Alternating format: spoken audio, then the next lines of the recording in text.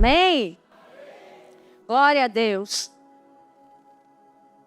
Algumas pessoas, elas ficam um pouco apavoradas, assustadas, não sei o que elas ficam, mas ficam alguma coisa. Quando elas são confrontadas com a verdade.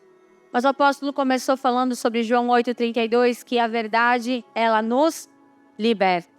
E a verdade, ela sempre vai nos sacudir. A verdade, ela sempre vai nos confrontar. O nome da nossa igreja, o ministério é a verdade. Que é a verdade? A palavra, o verbo, o Cristo. E quando Cristo veio à terra, a sua presença confrontava o sistema religioso. A sua presença confrontava os mestres da lei, confrontava os fariseus, porque Cristo é a verdade. E a verdade, ela sempre vai expor aquilo que de errado está em nós. A verdade sempre vai expor aquilo que de trevas ainda existe dentro de nós. Quando o apóstolo falou que nós não podemos ir a uma igreja para assistir um culto. Nós precisamos ir à igreja para cultuar. Há uma grande diferença entre assistir um culto e cultuar. E Deus não nos chamou para sermos telespectadores, mas Ele nos chamou para sermos adoradores. Os verdadeiros filhos adoram o Pai em espírito e em verdade. A Bíblia diz em Salmo 115 que nós nos tornamos semelhantes àquilo que nós adoramos. Muitas pessoas adoram imagens de esculturas. E essas pessoas são cegas, surdas, mudas, vazias e frias, assim como aquilo que elas adoram. Mas nós adoramos a um Deus vivo. Nós adoramos a um Deus verdadeiro. Nós adoramos a um Deus poderoso. Por quê? Porque Ele disse que Ele nos fez a sua imagem e a sua semelhança. Mas o pecado nos distanciou de Deus. Ou seja, a semelhança foi se perdendo. Mas agora Ele nos dá a oportunidade de o adorarmos. Não porque Ele precisa de adoração, porque Ele é Deus. Ele tem a adoração da natureza, Ele tem a adoração dos anjos, Ele tem a adoração dos anciões. Tudo o adora. Não porque Ele precise da nossa adoração, mas porque nós precisamos adorá-lo. Sabe por quê? Porque quando nós o adoramos, nós nos parecemos com Ele. Quando nós o adoramos, nós somos transformados à sua imagem, à sua semelhança. Nós não fomos chamados para ser telespectadores, nós somos chamados para sermos adoradores. Ele não nos chamou para assistir um culto, Ele nos chamou para cultuarmos a sua presença. Porque Ele é Deus, Ele é Senhor. Sobre tudo, sobre todos e sobre as nossas vidas. Nós precisamos entender que sem Ele nós nada somos. Sem Ele nós nada podemos fazer. Sem Ele não há vida, sem Ele não há esperança.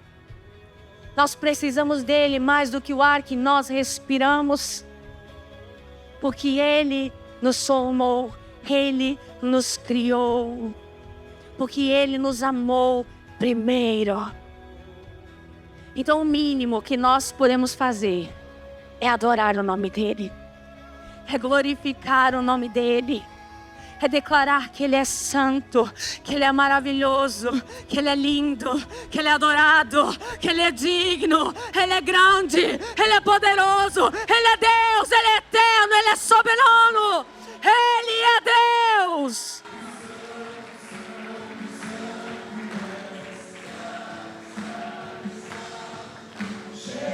Não há nenhum outro nome no céu, na terra ou debaixo da terra. Esse nome tem poder para curar, para libertar, para transformar. Você precisa entender isso.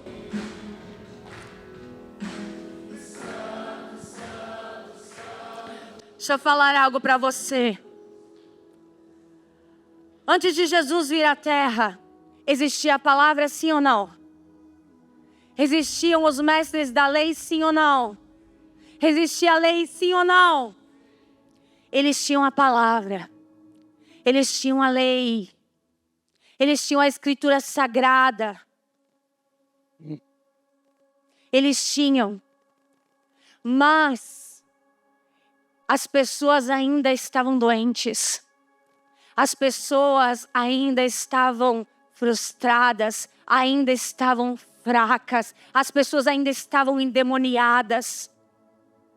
Mas quando Jesus veio, Ele veio em espírito, Ele veio em poder, Ele veio em glória, Ele veio como filho, como adorador, como aquele que é humilde, como aquele que é sincero, como aquele que estava disposto a obedecer, como aquele que se sacrificou ao Pai.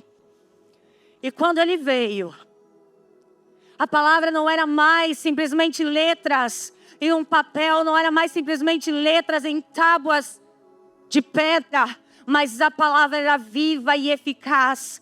Porque quando Jesus veio, os mortos ressuscitaram, os enfermos foram curados, os endemoniados foram libertos, as vidas foram transformadas, a salvação chegou para o povo.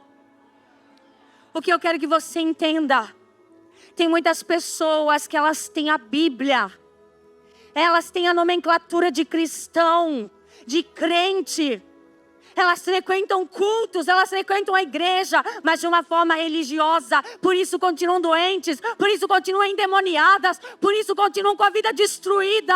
Porque elas têm a religião, mas elas não têm o Filho de Deus. Cristo não veio trazer uma religião, porque a religião é morta. Mas Cristo veio trazer o reino dos céus e a sua justiça, porque o reino é vivo, é poderoso. Nós não podemos entrar num culto e sair endemoniado. Não podemos entrar no culto, assistir uma apresentação, sair frustrado, sair doente, sair desanimado. Não, quando nós chegamos na presença de Deus, é para sermos alcançados, curados, libertos, transformados. Nós não podemos mais ser as mesmas pessoas. Todo aquele que tem um contato, um encontro com Deus, a sua vida precisa ser transformada. Então, por que muitas pessoas frequentam a igreja e são crentes, apóstolos, e não são transformadas? Porque elas têm contato com a religião e não com o Filho de Deus. A religião é morta, o Filho de Deus está vivo. A religião é morta, então ela não vai transformar as vidas.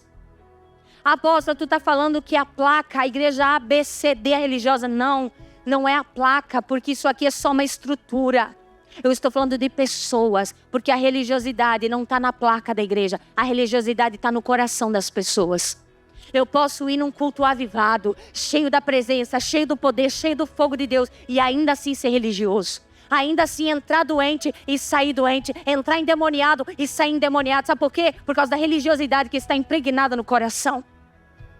E o Senhor não nos chamou para sermos pessoas religiosas. Ele nos chamou para sermos pessoas avivadas, transformadas, curadas, libertas. Ele nos chamou para a vida. Outrora podíamos estar mortos. Outrora podíamos viver apenas a religião.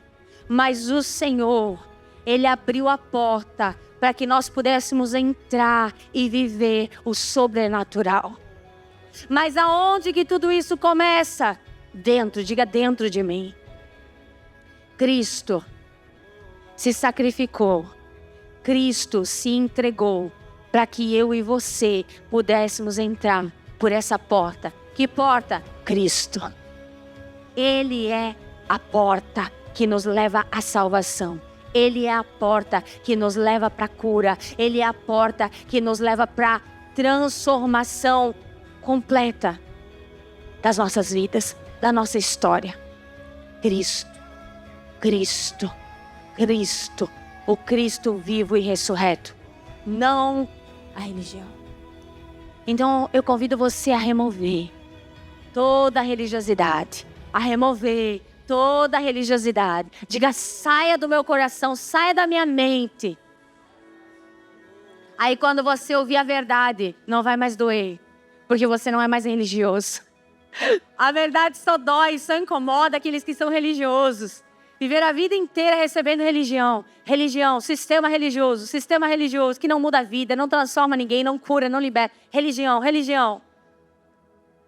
Aí quando ouve a palavra entra como uma bomba, explode lá dentro. Aí gera aquela confusão. Não, isso não pode ser Deus. Não, Deus não fala assim. Não, Deus não age assim. Então me explica como Deus faz. Me explica como Deus age. Porque aonde Deus está tem cura. Aonde Deus está tem milagre. Aonde Deus está tem transformação. Aonde Deus está, as pessoas são transformadas.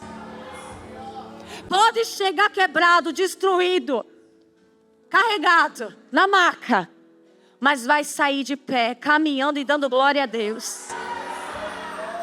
É assim, quando nós chegamos na presença de Deus, todos nós chegamos arrastados, humilhados, envergonhados, quebrados, destruídos. É verdade, nós chegamos assim também. Mas nós não podemos permanecer assim. Porque aonde o Deus vivo está, a vida vai se manifestar. Aonde o Deus vivo está, a vida vai se manifestar. E glória a Deus por isso. Embora não precisasse mais nós pregar, né? Porque o Senhor já nos sacudiu. Mas eu quero compartilhar algo com você que se encontra no Evangelho segundo escreveu João, capítulo 2. Eu quero compartilhar algo que o Senhor ministrou ao meu coração a respeito dessa palavra. Enquanto a nossa irmã Chayane lia esses versículos outro dia, o Senhor começou a falar comigo no particular. E eu quero compartilhar com vocês. Eu espero que vocês entendam, porque às vezes a gente entende, mas fazer os outros entender é outra conversa. Por isso que nós precisamos do Espírito Santo, amém? Porque quem nos convence do pecado, da justiça e do juízo é o Espírito Santo. Então, que Ele nos ajude, amém? Todo mundo achou? João 2? No terceiro dia, houve um casamento em Caná da Galileia. A mãe de Jesus estava ali. Jesus e seus discípulos também foram convidados. Tendo acabado o vinho, a mãe de Jesus lhe disse: eles não têm mais vinho. Jesus lhe disse: mulher, em que essa tua preocupação tem a ver comigo? Ainda não é chegada a minha hora. Sua mãe disse aos serviçais: seja o que for que ele vos pedir, fazei. Estavam ali 6 jarros de pedra que os judeus usavam para as purificações. E cada um levava 2 ou 3 metretas. Jesus disse aos serviçais: enchei os jarros com água, e os encheram até a borda. Então ele disse: tirai agora um pouco e levai ao mestre-sala. Eles assim o fizeram. Quando o mestre-sala provou a água transformada em vinho, não sabendo de onde viera, embora o soubessem os serviçais que tiraram a água, chamou o noivo e lhe disse: todo homem serve primeiro o bom vinho e depois que os convidados já beberam bastante, o vinho inferior é servido. Tu, entretanto, guardaste o bom vinho até agora. Com esse, deu Jesus princípio aos seus em Caná da Galileia. Manifestou a sua glória e os seus discípulos creram nele. Com esse, deu Jesus princípio aos seus sinais. Amém? Quando nós vamos ler essa história, tem muitas pessoas que elas trazem isso para o carnal, né? Para o humano. Tentando até muitas vezes usar algumas justificativas para fazer aquilo que não agrada e não honra o Senhor. Mas o que o Senhor está nos ensinando através da sua palavra? O que realmente essa palavra ela nos traz de instrução ou de revelação da parte do Senhor? A Bíblia diz que esse foi o primeiro sinal que Jesus fez. O princípio do seu ministério. E quando nós vamos para o dicionário entender o que a palavra sinal significa, ela significa movimento de quem quer comunicar alguma coisa. Então, quando Jesus ele transforma a água em vinho, Jesus quer comunicar alguma coisa. Mas o que Jesus quer comunicar? Um sinal é algo que aponta para outra coisa. Transformar água em vinho era um sinal. Essa transformação apontava para outra transformação muito maior e mais importante.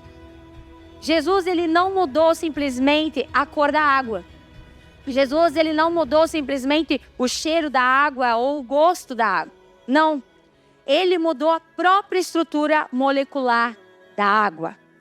Jesus não tocou apenas no cheiro, não tocou apenas na aparência, mas ele tocou na estrutura molecular da água.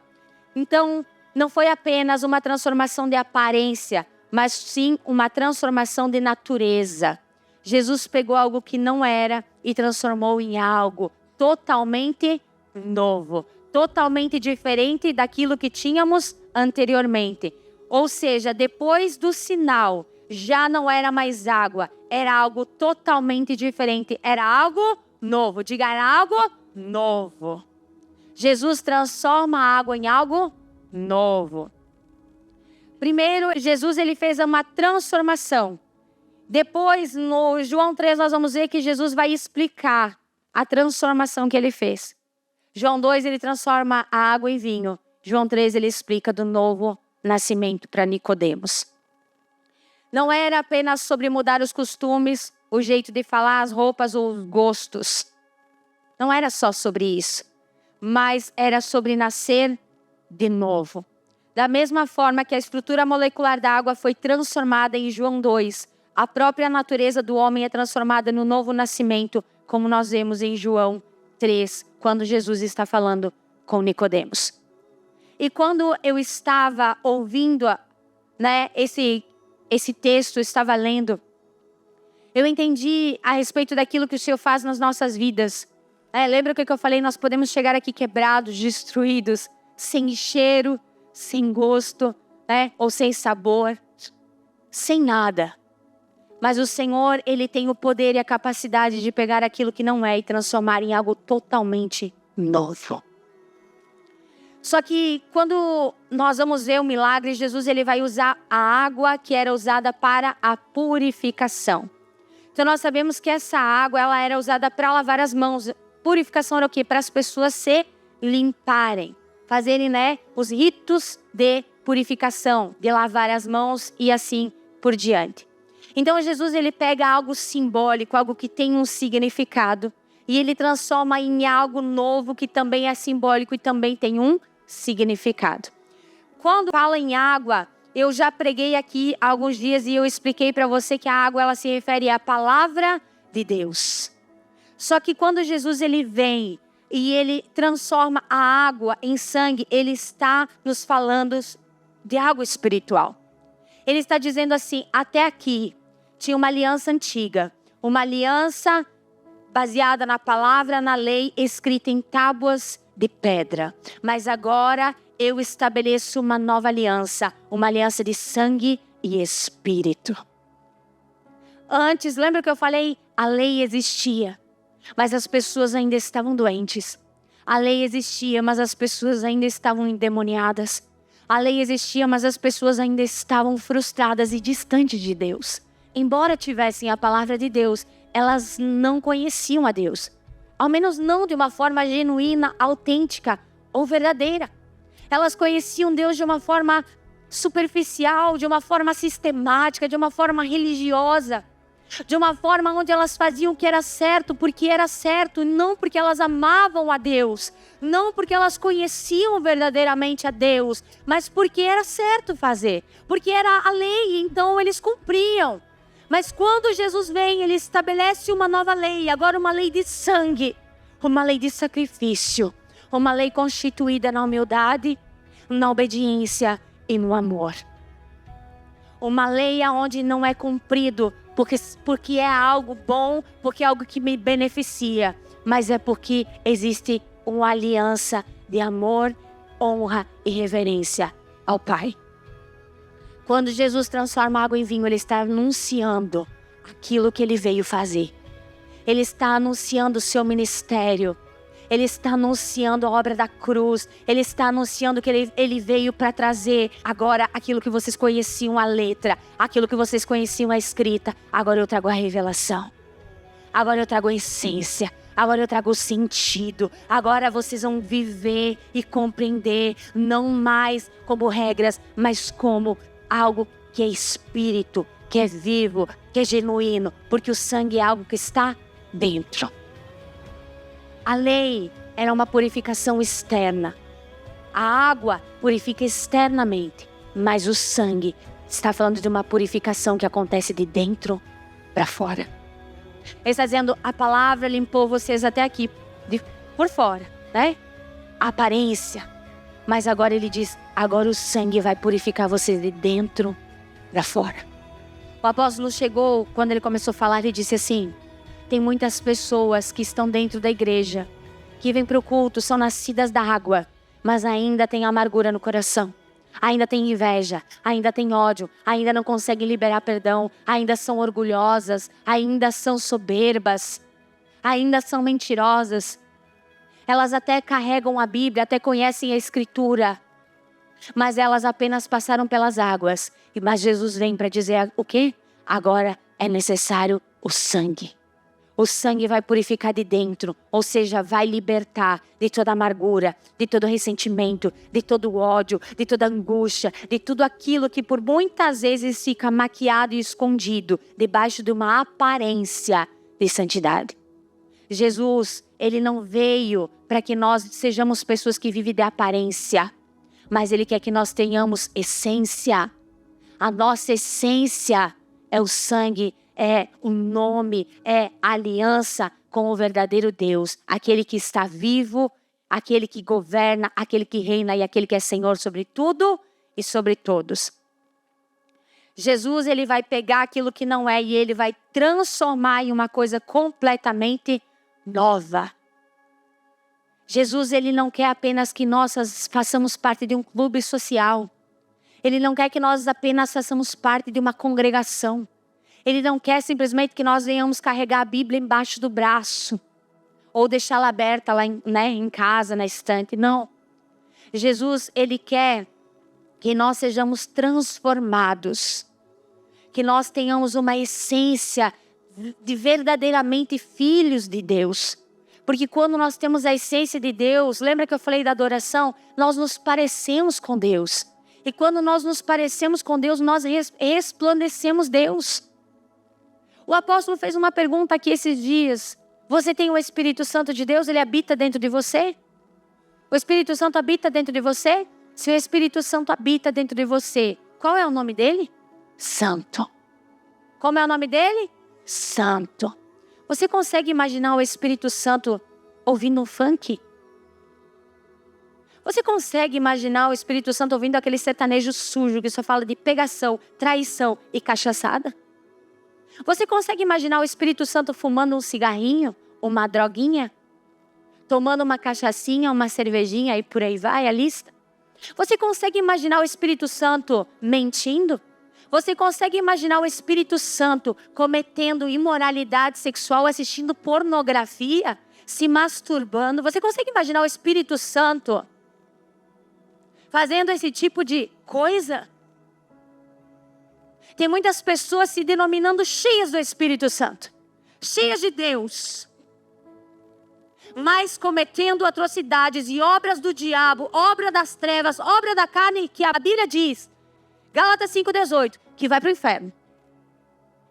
Então, como o Espírito Santo habita dentro de uma casa assim? É simples a resposta, ele não habita. Mas a apóstola, eu oro em línguas, eu profetizo, eu tenho sonho profético. Querido, dom é irrevogável. Você pode ter dom e não ter o Espírito Santo. Porque uma pessoa que recebe um dom, Deus deu o dom de línguas para você, ele não vai remover o dom de línguas. Deus deu um dom profético para você, ele não vai remover o dom profético. Você pode estar orando em línguas e alimentando os demônios. Você pode estar profetizando pelo espírito das trevas, de engano, mas não pelo Espírito de Deus. Porque aonde o Espírito de Deus está, tem transformação de vida. Aonde o Espírito de Deus está, a santidade. Aonde o Espírito de Deus está. Ai, mas apóstolo, é pastor. Para Deus, cargo eclesiástico não significa nada. A Bíblia diz que nós conhecemos a árvore pelos seus frutos. Muitas pessoas acham que frutos é ganhar alma. Não, querido. Isso é obra. fruto uma árvore gera em si. Uma laranjeira, ela vai gerar o quê? Laranja. Aonde? Na bergamoteira do lado? Não, nela mesma. Então os frutos é aquilo que você gera em si mesmo. Eu conheço uma árvore pelos seus frutos. Ah, mas apóstola, mas é diácono, mas é o profeta, mas é isso, mas é aquilo. Volto a dizer, para Deus, nomenclatura, cargo eclesiástico não significa nada. Cargo eclesiástico não é garantia de presença de Deus. Cargo eclesiástico não é garantia de intimidade. Cargo eclesiástico não é garantia de nada. A única coisa que vai verdadeiramente comprovar que Deus está na vida de uma pessoa é os frutos que ela está gerando. Ela é uma pessoa que fala a verdade. Ela é uma pessoa que tem testemunho, que ela prega aquilo que ela vive. Então ela tem frutos. Então Deus está na vida dessa pessoa. Ah, não, ela fala isso, mas ela faz o oposto. Então, querido, lamento, mas não é Deus. Você fala algo e faz outra coisa totalmente diferente. Ei, cuidado. Porque você pode estar se enganando. Outro dia eu falei aqui e vou repetir. Muitas pessoas, quando são confrontadas com a verdade, muitas pessoas, quando vêm com a correção, Deus corrige, elas dizem assim, porque Deus conhece o meu coração.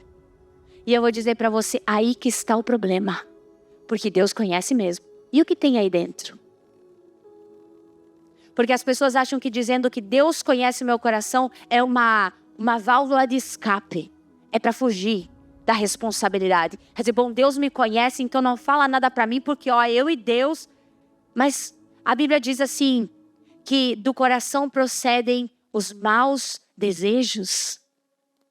Enganoso é o coração do homem. E aí que está o problema, porque Deus conhece mesmo a podridão que está ali dentro. Deus conhece mesmo o orgulho, a soberba, a altivez, o desejo pelo pecado. Deus conhece, e aí nós temos um problema. Deus não quer o coração sujo, de pedra, orgulhoso, rebelde. Porque muitas vezes a pessoa que usa esse jargão é porque ela é rebelde, ela não quer o confronto, ela não quer mudar de vida. Então ela vai, Deus conhece meu coração. Deus conhece, aí é que está o perigo. Então o que Deus quer? Que nós sejamos transformados. Não tem problema, já falei, não tem problema. Você era uma pessoa totalmente treva. Tem problema, também fui. Mas nós não podemos continuar sendo treva. Ele disse, vós sois a luz do mundo. Ele nos chamou para viver na luz, não nas trevas. Ele nos chamou para sermos luz e não trevas.